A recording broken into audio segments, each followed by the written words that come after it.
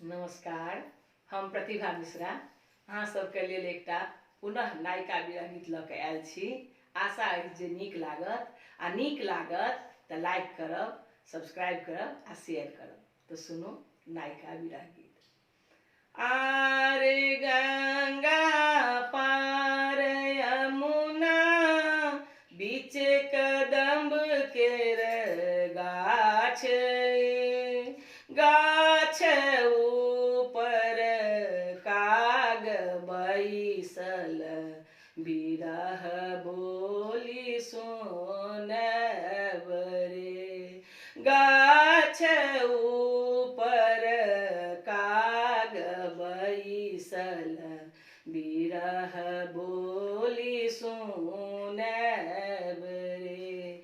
काग रे तोरा पाग बान्हब, सोने मढ़ब दुनू ठोर रे। काग रे तोरा पाग बान्हब, सोने मढ़ब दुनू ठोर रे। पंख ऊपर पाती लिखब, जँ प्रिय रहित थी मोर रे। पंख ऊपर पाती लिखब, जँ प्रिय रहित थी मोर रे। बाबा के बाड़ी कात लागल दारिम गाछ, फड़ल लौंग सुपारी रे। माय रहित थी तोरी पठबित थी, बाप परम कठोर रे।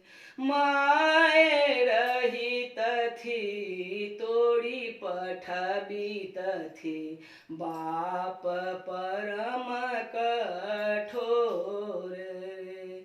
सासु हे दुख कहब ककरा, अहूँ के पुत्र परदेस रे। अहूँ के पुत्र जे ओतहि अटकल, हमरा के तरुणी बयस रे। अहूँ के पुत्र जे ओतहि अटकल, हमरा के तरुणी बयस रे।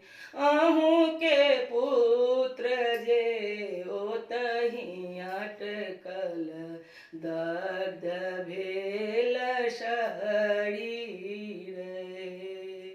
अहूँ के पुत्र जे ओतहि अटकल, दग्ध भेल शरीर।